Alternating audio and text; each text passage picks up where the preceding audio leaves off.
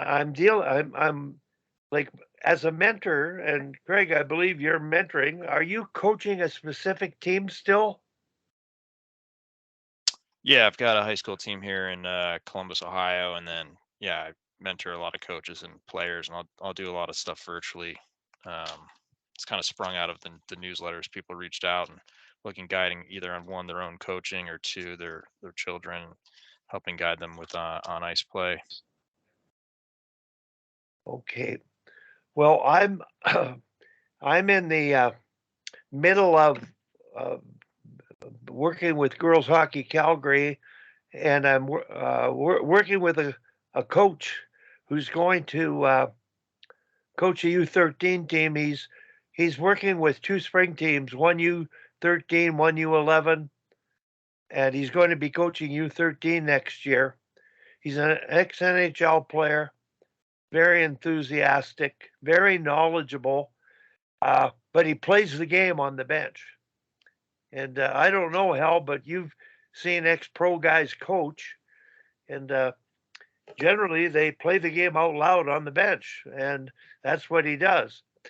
Now, fortunately, while he plays the game out loud, his emotion is it's pretty constructive. The girls love it. He hates to lose.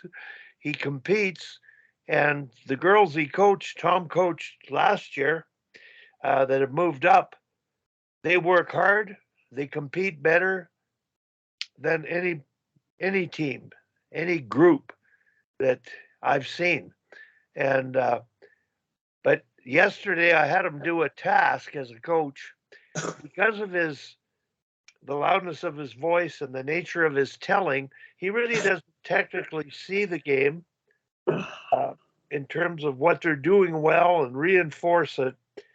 He'll make corrections on the fly, and he'll encourage them when they're doing things well, walking up and down the bench. But there's really no specific teaching of specific things that I think help learning when you coach. Well, he recorded himself last night. It's something that and he's going to do a feedback breakdown. And in other words, mentoring him is now going to be an easier task because he's wanted to listen to himself, and he knows. He said as a player, this is funny. He he got kicked out of so many games that he became the officials' actual best friends over time. And he said that yesterday. And he played He on was the MVP in the national. Memorial Cup too. Yeah, played the Memorial Cup, played in the with Canada in the World Championship, the U18 level. But he's got his heart in the right place, and now this emotional control of being a coach and trying not to play the game as it goes out loud, yelling at them on the ice. That's sort of what with him I have to deal with. With other coaches, volunteer parents, um, they don't see the game. They treat the kids well. They don't see the game to the level that he sees it and comment on it at teachable moments so that it can get a result. And that's sort of the most difficult thing working with coaches, Craig, is this: where are they at? How are they coaching? And Craig, I'm curious, have you ever had anybody record themselves and listen to it and break it down? I have not. That being said, I've been talking with a gentleman who's out of Fair State. He does some research and whatnot, and that was one of the projects that he wanted to do. So I told him I'd volunteer first for that experiment. Like, mic me up on a bench, mic me up for practice. That would be really interesting. So I think that would be great feedback for myself and other coaches to have. Is, you know, I've watched my own practices in the past, and I found that super helpful. Like, how are things flowing? What's work to rest ratios? When am I going long? When is it too short? And I should let it go longer. All of that stuff. So I'm curious from a communication standpoint on how that actually works out.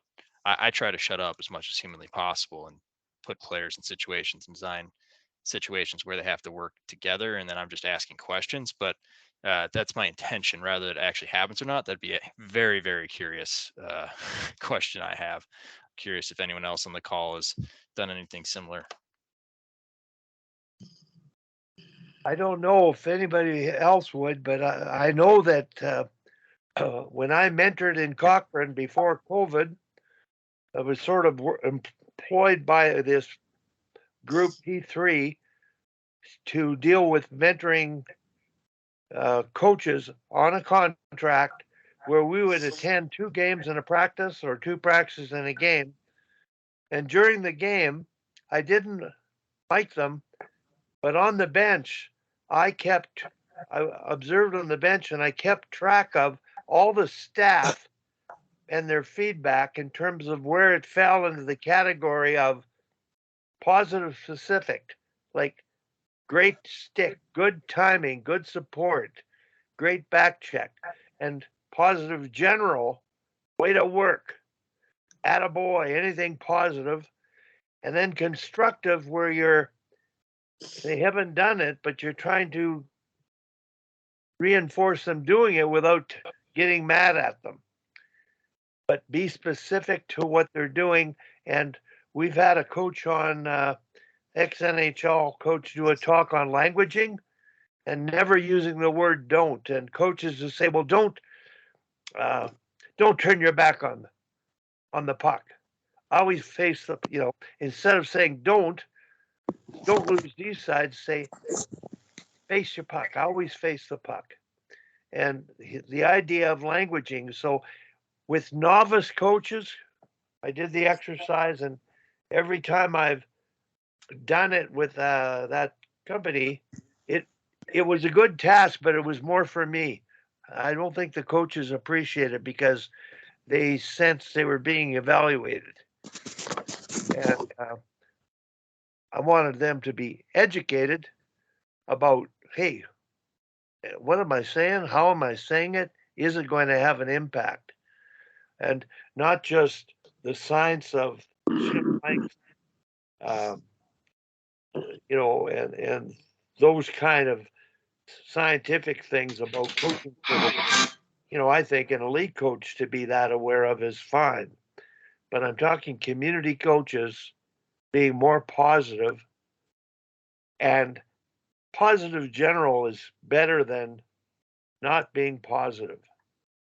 And sometimes coaches get frustrated and they end up losing their cool and ending up yelling. And so that's where mentorship in my eyes is at out here for me.